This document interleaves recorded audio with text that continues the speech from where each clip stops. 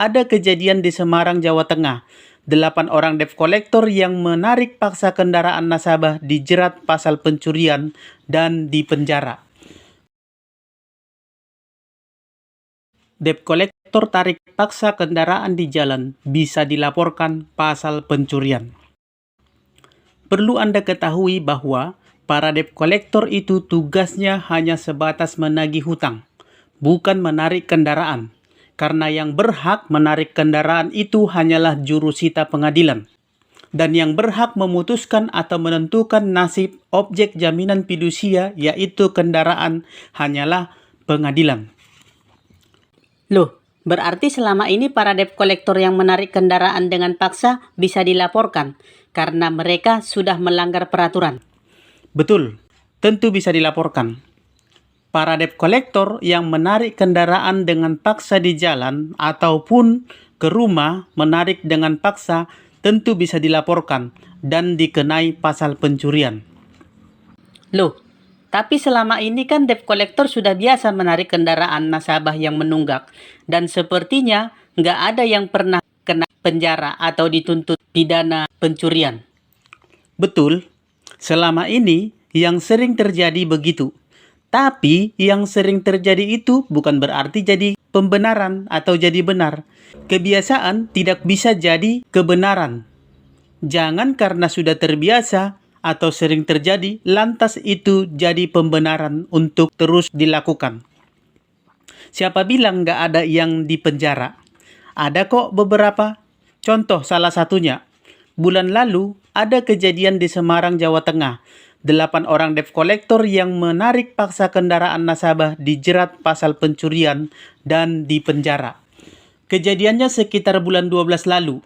Para debt collector yang 8 orang ini menghadang mobil yang diduga menunggak angsuran kreditnya di jalan. Kemudian terjadilah keributan antara pemilik mobil dengan para debt collector hingga terjadi pemukulan. Kemudian korban melarikan diri dan meninggalkan mobilnya di tempat dengan keadaan terkunci karena merasa terpojok dan dia tidak sanggup menghadapi 8 orang debt collector tersebut. Dan tidak berapa lama, korban kembali untuk mengambil mobilnya tadi. Tapi ternyata mobilnya sudah tidak ada lagi karena mobilnya sudah diangkut para debt collector dengan menggunakan towing. Ke-8 debt collector itu pun dilaporkan dan dijerat dengan pasal 363, 365, 368 KUHP tentang pencurian. Direktur Reserse Kriminal Umum Polda Jawa Tengah, Komisaris Besar Polisi Johansson Simamora menjelaskan bahwa para debt collector ini tidak ada wewenang untuk menarik barang objek jaminan fidusia. Pekerjaan debt collector itu hanyalah sebatas penagihan kredit. Dan untuk eksekusi penarikan kendaraan harus ada dulu penetapan dari pengadilan. Dan eksekusi pun hanya boleh dilakukan jurusita pengadilan, bukan dilakukan oleh debt collector. Jadi, jika ada penarikan paksa oleh debt collector, silakan dilaporkan karena hal itu sudah menyalahi aturan dan meresahkan di masyarakat. Jadi intinya, debt collector tidak berhak untuk narik kendaraan, apapun alasannya, sekalipun debt collector tersebut ada surat tugas dari leasingnya. Karena yang berhak menentukan kendaraan nasabah tersebut bisa dieksekusi atau ditarik hanyalah pengadilan. Kalau pengadilan belum ada putusan, maka berarti debt collector atau leasingnya pun tidak boleh dan tidak bisa menarik kendaraan.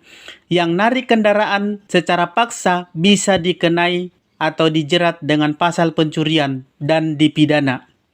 Semoga materi kali ini bermanfaat bagi Bapak Ibu saudara-saudara sekalian dan dapat menambah pemahaman Anda tentang peraturan dan perundang-undangan yang mengatur leasing, pembiayaan, kredit perbankan, dan lain sebagainya. Semoga bermanfaat dan salam sahabat.